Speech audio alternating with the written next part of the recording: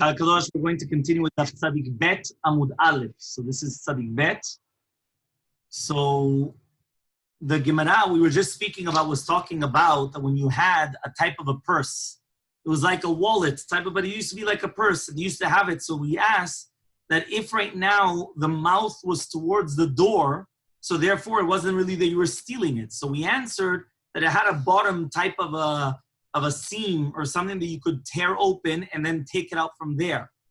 So says the Gemara, right? So the Gemara comes and answers, we're talking about Benaska, and then it says, V'kivan de'ika shnatzim, since this has different types of strings, mapik le'ad pume, the ganav, the thief, could take it out, right, into the Reshut Rabim, v'shari v'shaki, and then he could open it up, and then he could take it out. But still, the shnitzin, which are again these, the shnatzin or the ritzuot, right, are still going to be towards the house, which means he never actually took it. I think here they might have a picture. But basically what's happening is that he has it. No, it just has the picture of the shnitzin over here at the bottom.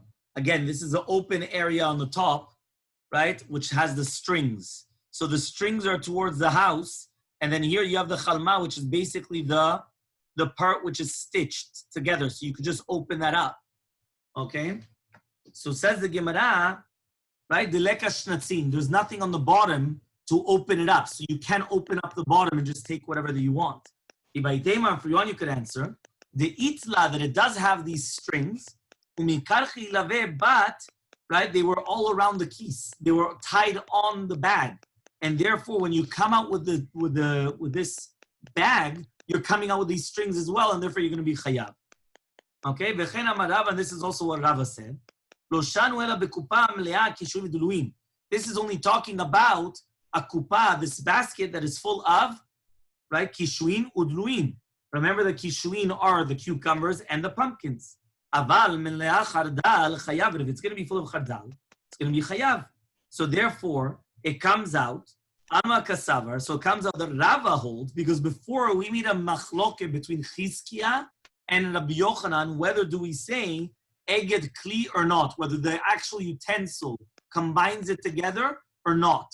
Now what we're trying to say is that Rava holds Eged Kli, Lo Shme Eged, that it's not considered, right, a type of a utensil. So therefore, since it's not considered a utensil, each thing inside of it is considered separate. That's why you're going to be hold that you're going to be chayav. So Abaye says, no. Afilu melea chardal, you're going to be patur. So Alma Kasavar, so it comes out that he holds eged kli sheme eged. So it comes out that this exact same machloke between Rabbi Yochanan and Chizkiah is the same machloke between Rav and Abaye.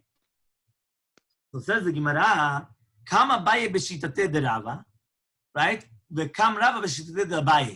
something incredible, and only by Jews you can find some of this. Abaye changed his mind, and he started holding like Rava. And Rava changed his mind and started holding like Abaye. Yeah, so each one, they were on here, they both switched, right? But they both held like the other one at the end. You understand? It's impossible that they go on the same side. You understand? They have to switch, right? But that's just the funny part of it. No, but it's crossover. How you see that at the beginning you had a certain mindset, and then you completely afochu. You changed it completely. All of a sudden, no, the other way, and then the other guy, the other way, and then again you have the same machloket, but just the other way around now. So the Gemara is going to ask, Verami de Abaye de Abaye, Verami de Rava de Rava. So we're going to ask a contradiction between Abaye and Abaye and Rava and Rava. The Itmar was stated, Hamotzi perot l'Reshut Rabim. If you're going to take out fruits to the Reshut Rabim, Abaye says, Bayad, if you took it out with your hand, you're going to be chayav. Which means even though your body is still in Reshut Yachid, right? Why? Because Eged Gufo is not considered Eged, which means the fact that your hands came out, it's already in Reshut Rabim. Your body's on the inside, doesn't matter. But if you took it out in a utensil, patur. Why? Because the utensil, right, is separate. Eged Kli nechshav Eged. But Rava says the exact opposite. By Yad, you're going to be patur. Why? Because Eged Gufo is considered Eged, which means that the fruits which are in your hands are still attached to your body, and your body is still on the inside. But if you took it on a utensil, you're going to be chayav. So therefore, says the Gemara, epuch, just switch it around.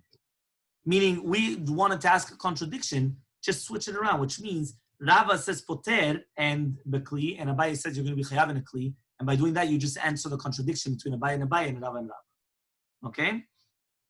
So now the Gemara is going to speak about this last case that we just mentioned, which is basically a new case, which is you took it out with your hands, but your body is still in one domain, but your hands in the other domain. So says the Gemara, bayad chayav. If you took out fruits with your hands, you're going to be chayav. He says, Vatran, we learned in the Mishnah at the beginning of Masechet Shabbat. So this is talking about 92 days ago, or 91 days ago. We're talking about, a long time ago. We're talking about 3 months ago.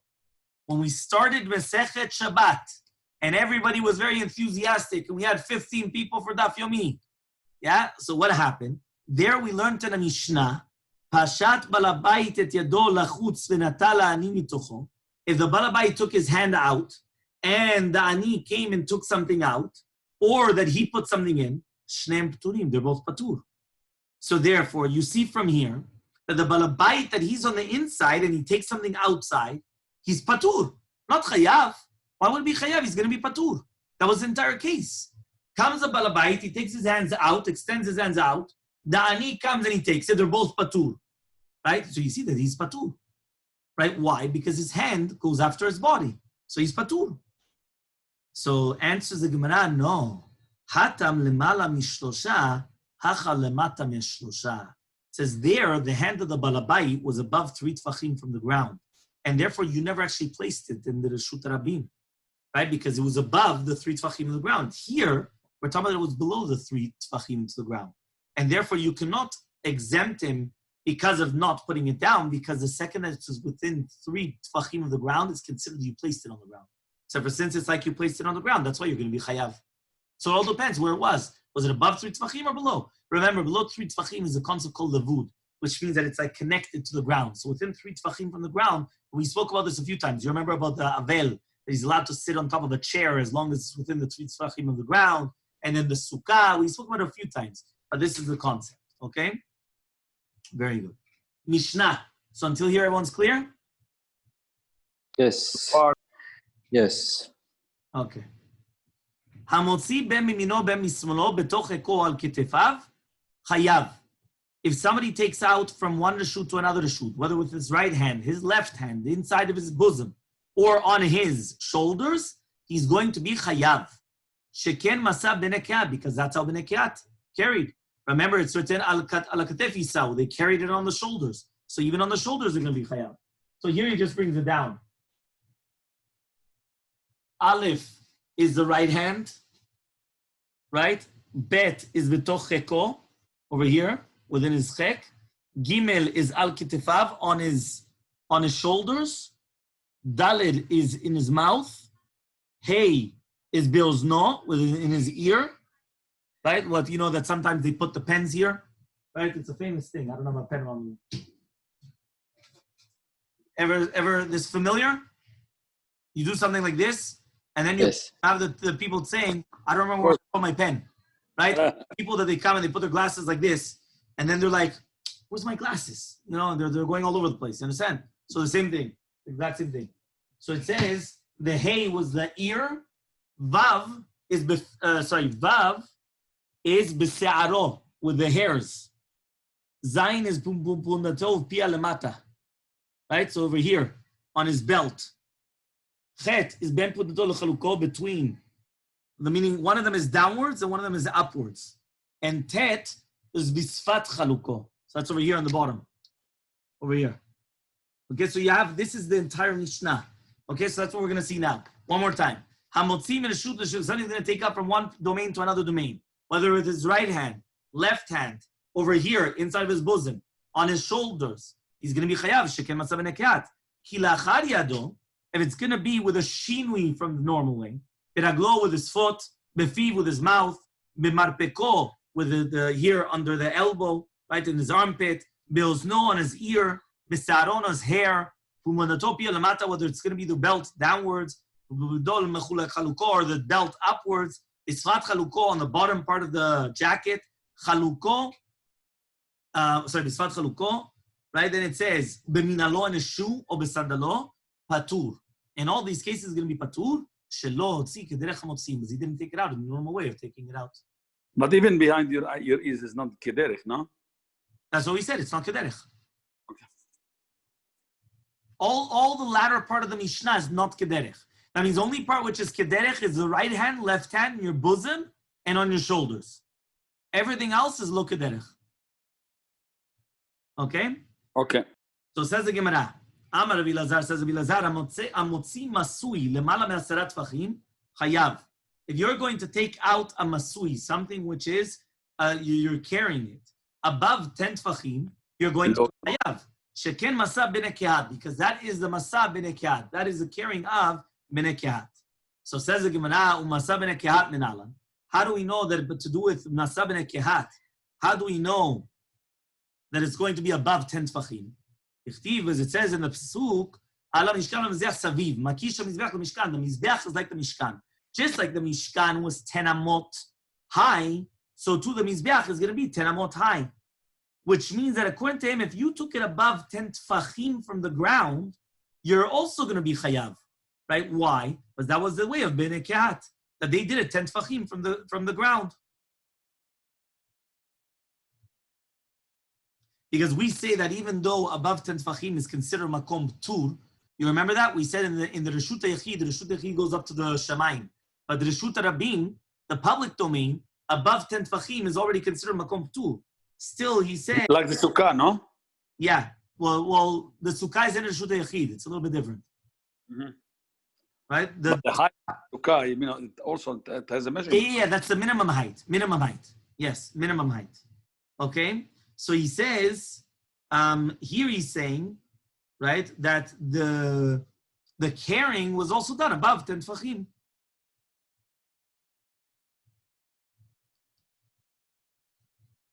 Okay, so says the Gemara, Mishkan gufa minalan. How do we know the Mishkan itself was going to be tall 10 amot?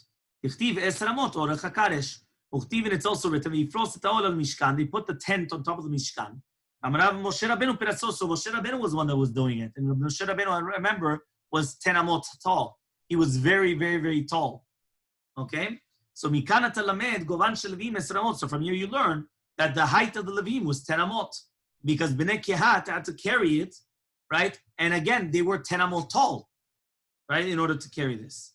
Ugumire. So we learned as a tradition, dechol tuna de midle, that any carrying that could be carried b'motot with poles. Let's see if he says it here.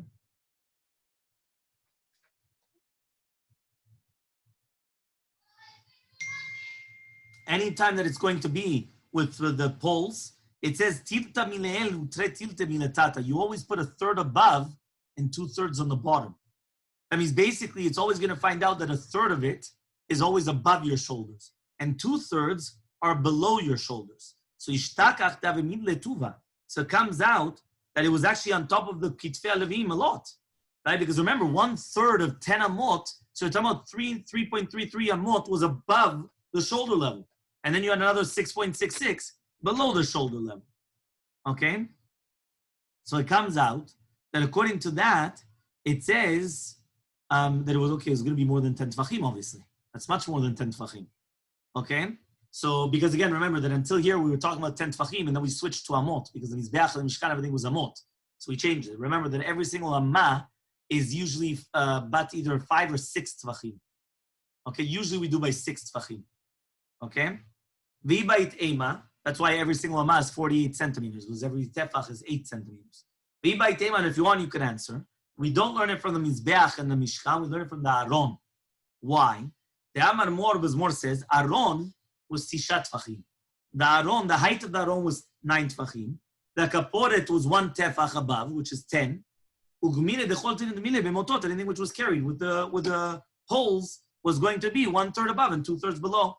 So it comes out that above the 10 tfachim, it was already there. Okay? So ask the Gemara, Veligmar mi Moshe. So why do we learn it from Moshe Rabbeinu then? The Moshe Rabbeinu came, and he was also the 10 amot, and this is the way that he had to carry the things. So answers the Gemara, Dilma Moshe Shane. Maybe Moshe Rabbeinu was a little bit different, The Amar More says, Shechina needs to befall a person that he's a chacham, gibor, ashir, ubal koma. He needs all. He needs to be smart. He needs to be strong. He needs to be rich. He needs to be a bal koma as well. Okay? So Amar Rav Mishum Rav Chia. Says Rav in the name of Rav Chia. What's Baal Koma? Which one? Baal Koma. Bal koma, very tall. And isn't it specific? Is it like, You're saying how tall? It doesn't say actually. No, I'm not saying how tall. I'm saying to have all this qualification and you want him to be blonde and blue eyes and tall and stuff like that. Right, no. So you see from here, the blonde and blue eyes, nobody spoke about. It had to be somebody, here it says in the footnote, it has to be somebody, the Shita Mekubetzet explains, it has to be somebody with tachlita shlemut, that he doesn't need anything from anyone. Meaning nothing. He's rich. He does not need your money. He doesn't need you. He's smart. He doesn't need to ask you any questions. Rich miha ashira sameh bihilko. Yeah, but No, 100%. Gibor is strong and Bal Koma tall. He doesn't want to ask you for a favor. Listen, Binyamin, you're taller than me. Go get me that. No. I have everything I need. Got it. Means self-efficient. Exactly. Self-sufficient on everything. Wisdom, wealth, strength. I don't need you to protect me. I don't need you to fight for me. I could fend myself off. I'm perfect. And Bal Koma, tall. I don't need anything. Okay?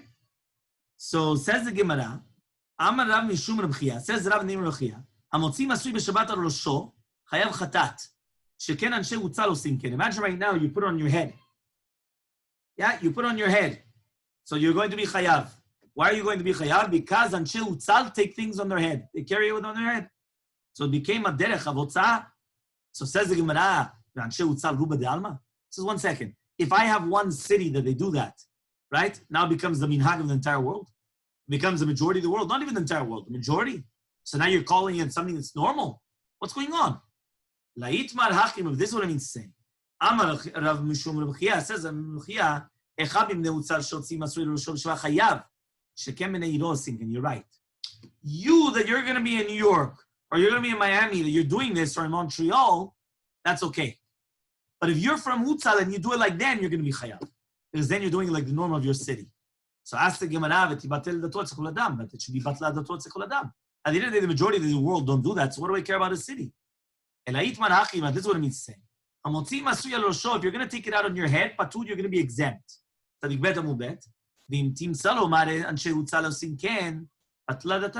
You're right. Exactly what you said. Even if you're going to take it out on your head, you're going to be patur. The people of Utzal do that. But the majority of the world don't do that. So you're okay. You have to do something which is a normal thing of the majority of the world. Okay? Next. okay. צדיק ב' עמוד ב'. המתכוון להוציא לפניו ובא לו לאחריו, פטור.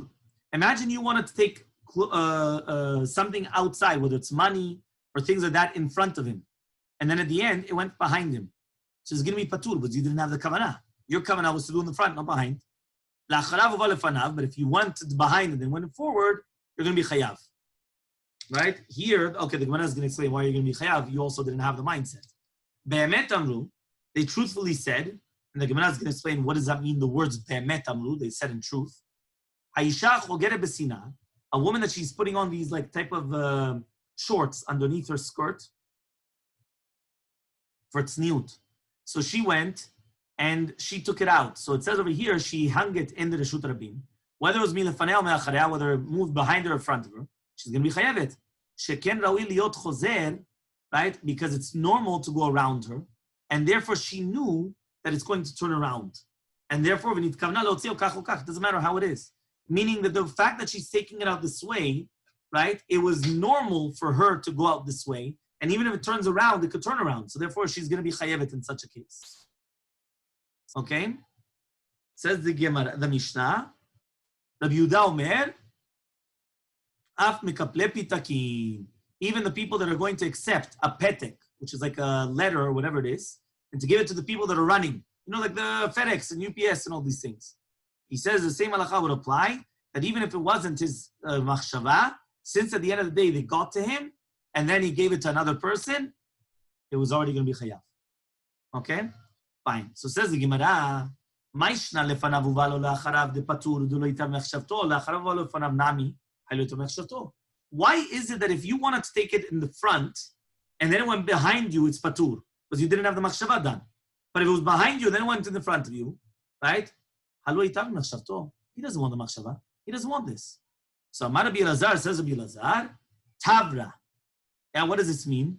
Right? These two dinim, they argue on it. They contradict each other. So you're right. Whoever taught the first one did not teach the second one. Because really, Be'emet, the Tana Rishon said it's patur in both cases. And the Tana Sheni said they're both chayav in both cases. So it has to be the same rules, right? They're both either chayav or both either patur. But to learn one chayav and one patur, there were two different people. One said patur in both, one said chayav in both, but they only taught one and one. So Amar Rava says, my kushia, what's the question? He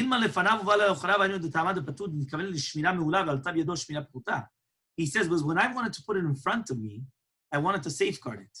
When it came behind me, it's a much less safeguard. Behind you, people could pickpocket, they could come take your things. It's much easier to steal from behind you than in front of you. But if you had it behind you, you put it in front. The reason why you're going to be chayav is because you wanted a worse watching, and now became a better watching. So now it became even better for you. So that's why you're going to be chayav.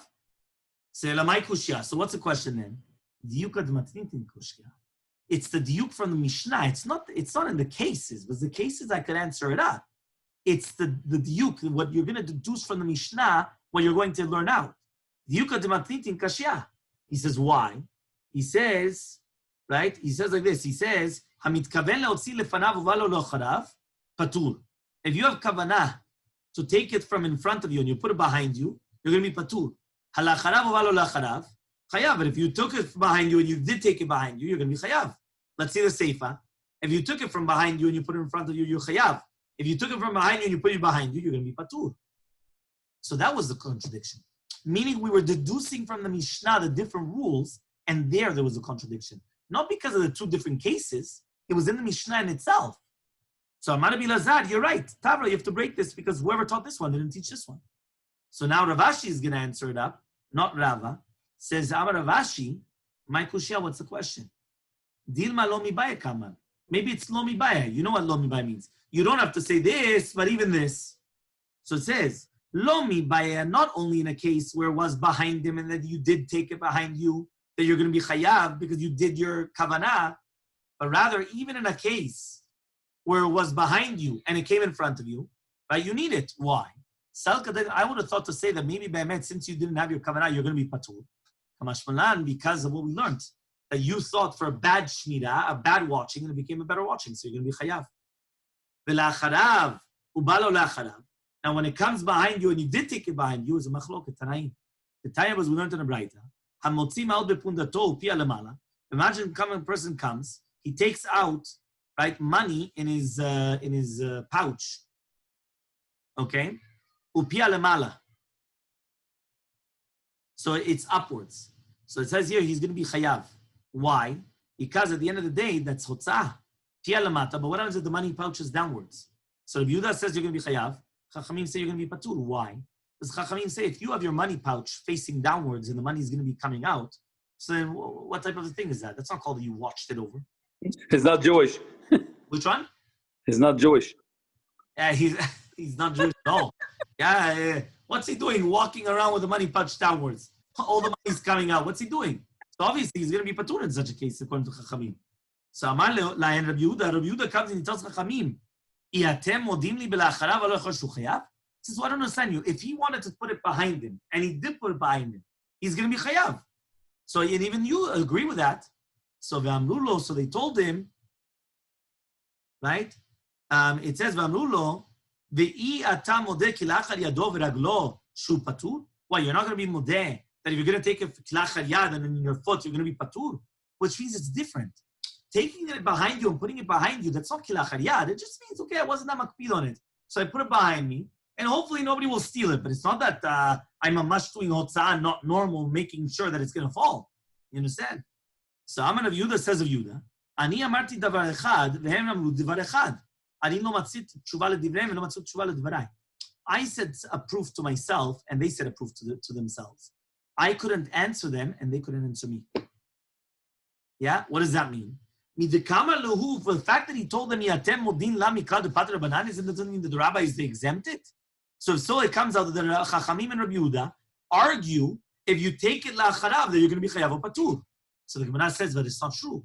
According to your reasoning, the Kamli that he said, that you don't agree to me, miklal, that Rabbi Yehuda says you're chayav.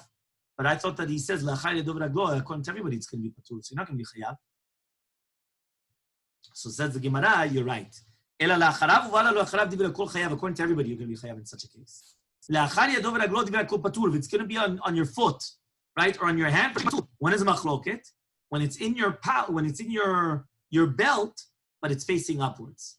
More medamile that it's behind you, and you did put it behind you, and therefore you're going to be chayav. And more medamile the other one says it's not normal to take it out of money pouch like that. Remember, if it's a pouch and it's open and it's upwards, it's very difficult to keep it. So therefore, the Chachamim say you're going to be patur. Okay, be'emet amru. What is be'emet amru? Right? Tana kol hashon be'emet halachahi. Whenever it says the word be'emet, means that that's halacha. Okay? Rabbi Yehuda also says mekaple bitakin. So it says over here, right? It says over here, Tana sheken lavlare malchut osim ken. It says because the lavlare malchut, the sofrei melech, they do it this way.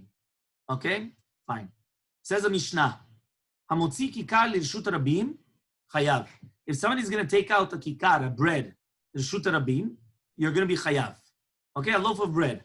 Otziu shnaim. If two people took it out, they're going to be pturim.